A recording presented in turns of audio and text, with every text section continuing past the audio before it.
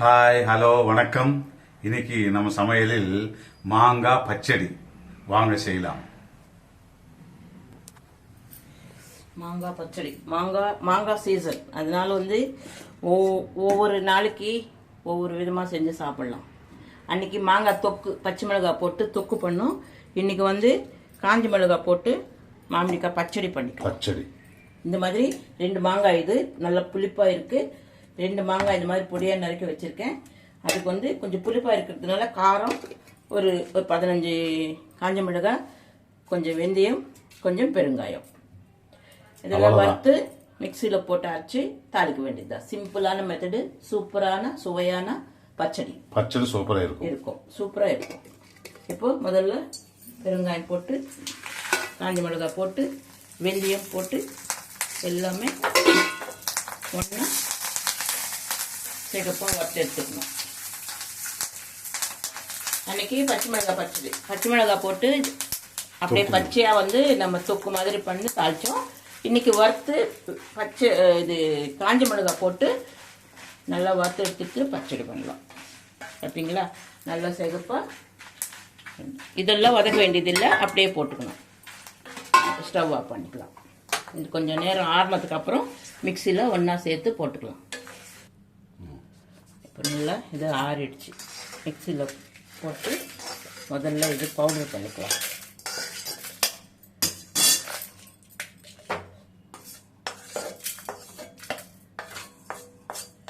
First powder பண்ணிக்கிட்டு அப்புறமா மாங்காய் சேர்த்து மிக்சியில். இதுக்கு உப்பு, அதில் பெருங்காயம், வெந்தயம், காஞ்ச மிளகாய், கொஞ்சமாக எண்ணெய் விட்டு வறுத்துக்கணும். இப்போது மாங்காய் பச்சடிக்கு அதுக்கு கொஞ்சம் உப்பு பிடிக்கும். அது நான் புளிப்பாக இருக்குது, அதுக்கு தகுந்த போல் காரம் வச்சுருக்கிறோம். உப்பு பாருங்கள், இந்த உப்பு காரம் உப்பு கரெக்டாக சேர்க்கணும் அதில். ஆமாம், ஏன்னா புளி அதிகமாக இருக்குதுனால அதுதான். அப்போ தான் நல்லா இருக்கும். பார்த்தீங்களா, இந்த மாதிரி பவுடர் பண்ணிக்கிட்டு இப்போ இந்த மாங்காய் போட்டு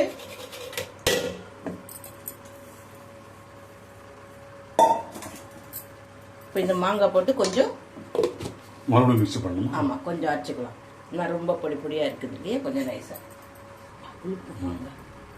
பார்த்தீங்களா, மிக்சியில் போட்டு இந்த மாதிரி ரொம்ப நைஸாக இல்லாமல் இப்படி தெரியுதுங்களா, இப்படி அரைச்சிக்குவோம். மிக்சி பிடிச்சா இப்படி இருக்கணும். ரொம்ப நைஸாக சட்னி மாதிரிலாம் அரைக்கக்கூடாது. பச்சடின்றது கொஞ்சம் கொரப்பாக இருந்தால் தான் நல்லா இருக்கும். பச்சடிக்கும் சட்னிக்கு அதுதான் டிஃப்ரெண்ட்டு. பச்சடின்றது நைஸ், இது சட்னிக்கு நைஸாக இருப்பாங்க எதுவாக இருந்தாலும். பச்சடி அந்த அளவுக்கு நைஸாக அரைச்சா சாதத்துக்கு நல்லா பச்சடி சாப்பிட்டு நல்லா இருக்காது. இந்த மாதிரி கொரப்பாக இருக்குது, நல்லா காரமாக இருக்குது, கொஞ்சம் உப்பு கம்மியாக இருக்குது, போட்டுக்கலாம். கொஞ்சம் தண்ணி சேர்த்து தாளிக்கும் போது தாளிச்சிக்கலாம். இதுக்கு இது ரொம்ப சின்ன ஸ்பூனு. நான் ஒரு 5 ஸ்பூன் எண்ணெய் விடுறேன், போதும். ஏன்னா நம்ம சாப்பிடும்போது கொஞ்சம் நெய் அதில் நம்ம மிக்ஸ் பண்ணிக்கிறோம். சூடான சாதத்தில் பச்சடி போட்டு பிசைஞ்சு சாப்பிடும்போது நெய் இல்லைன்னா நல்லெண்ணெய், அவங்களுக்கு எது பிடிக்குமோ அது போட்டு சாப்பிடுவாங்க. ஸ்மெல் நல்லா இருக்கும், அவங்க இஷ்டம் அது. அதுக்கு தான் இதுக்கு அந்த அளவுக்கு கொஞ்சம் காரம் கூட குறையும். அந்த அளவுக்கு எண்ணெய் தேவையில்லை. ரொம்ப எண்ணெய்லாம் யூஸ் பண்ணக்கூடாது, போதும். அது உப்பு கொஞ்சம் கம்மியாக இருக்குது. நான் இது சால்ட்டு நான் கொஞ்சம் மிக்ஸ் பண்ணுறேன். பாருங்கள், நான் போட்ட உப்புக்கு இன்னும் கொஞ்சம் சால்ட்.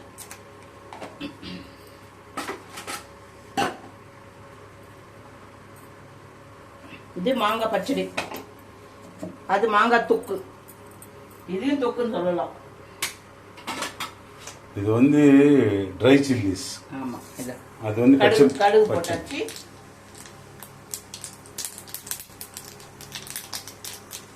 கொஞ்சோண்டு உளுத்தம் பருப்பு,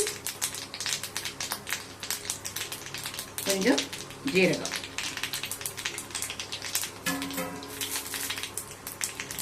நீங்கள் கடைசி வரைக்கும் ஸ்கிப் பண்ணாமல் பார்த்தீங்கன்னா மேடம் எப்படி செய்கிறாங்க அதெல்லாம் கரெக்டாக தெரியும். அந்த அளவு தெரிஞ்சால் ஆட்டோமேட்டிக்காக நீங்களும் செஞ்சுக்கலாம்.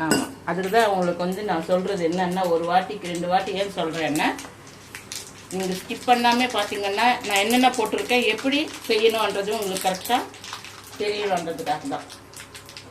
பார்த்தீங்களா, உளுந்து நல்லா செவந்துடுச்சு.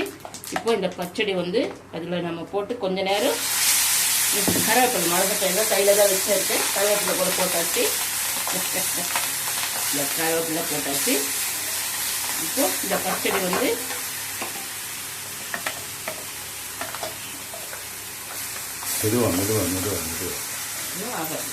கை வச்ச காரம் இல்லையா, கை எரியும்.